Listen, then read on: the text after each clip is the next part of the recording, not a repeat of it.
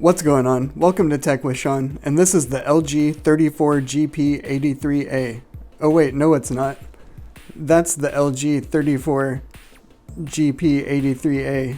That one on my desk is the 34GN850. Oh, now apparently 1 or 2 days after I got the 850, this went up on Amazon with the exact same specs for $200 less. So we're going to put them side by side, seeing if there's any difference to the panel at all.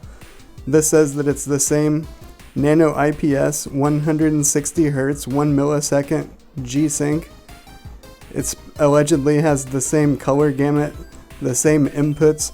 The only difference I can see is that it has this LG logo that, if you turn it this way, the G part, if you ask me, looks a lot like the Asus ROG logo.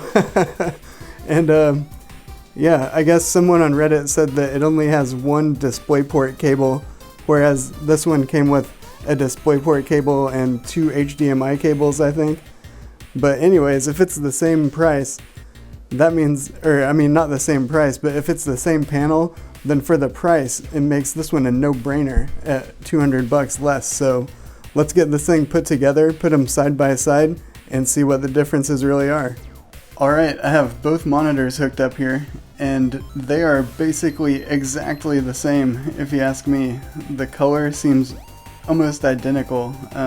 I reset both to the factory settings, so it's just running at the default Gamer 1 profile. If there's any difference, I would say the new one may have marginally better contrast. That may just be to my eye, and that could come down between, variance between individual units or something, but they are exactly the same. In here, I have them both running at 10-bit 144 Hz. One says 34GN850, the other just says LG Ultra Gear, but they have exactly the same information. Going in and looking at the display adapter properties, these even both have the same hardware ID, so I think this is just kind of a rebadging or rebranding of the same panel at a lesser price, which is good for, consumers. They have the same stands, same dimensions, same chassis, same bezels.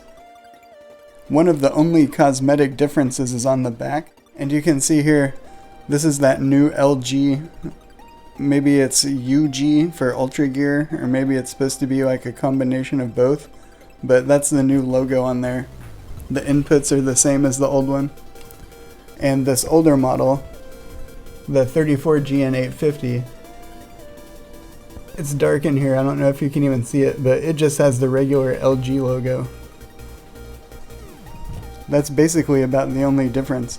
That and the new one only came with one DisplayPort cable in the box, whereas the old one had, I think, 2 DisplayPort cables and 2 HDMI cables. Okay, I got these two boxes here side by side, and one thing I noticed is not just the difference with the cables, but there's this whole other second box in the more expensive one. And, maybe producing that whole thing and having the box printed and folded and putting all the cables in, maybe that made a big enough difference that they were able to lower the price, combined with whatever manufacturing improvements they've come up with. So I just wanted to throw that out there. I didn't see a box like that in the new version. Whether that's $100 worth of difference, who's to say, but I could see that, 3 different cables is significant savings. That probably is at least $20 to them or something. If you already have one of the 34GN850s, you already have one of the best monitors out, so you're good to go. But if you're looking for a new 34-inch IPS, I would say that this 34GP83A is definitely the way to go. This was $799 when I got it on Amazon.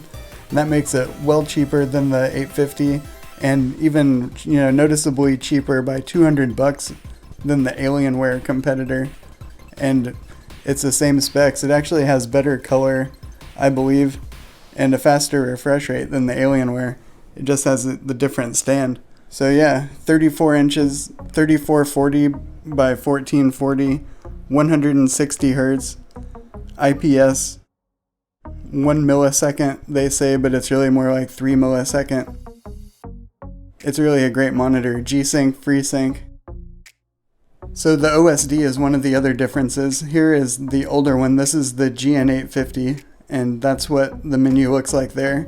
And then the newer one, the GP83, it looks like that. It just has a newer font, a little bit different design, but it has all the same options, and it's basically the same thing.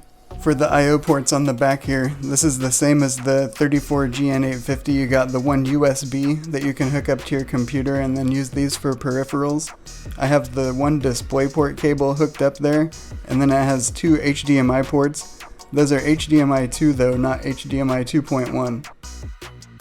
The stand is pretty beefy. It doesn't have too much wobble. It's VESA compatible for 100 by 100 millimeters, and it has this little cable management hook in the back, so that's pretty nice, and depending on how you have it set up, you might take advantage of that.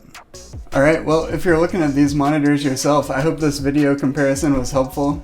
They're basically exactly the same thing, and I did a fuller review on the 34GN850. I'll put a card to that review up in the corner right here. Thank you for watching. If you haven't subscribed yet, make sure you do that so you catch all my videos, and I'll see you next time.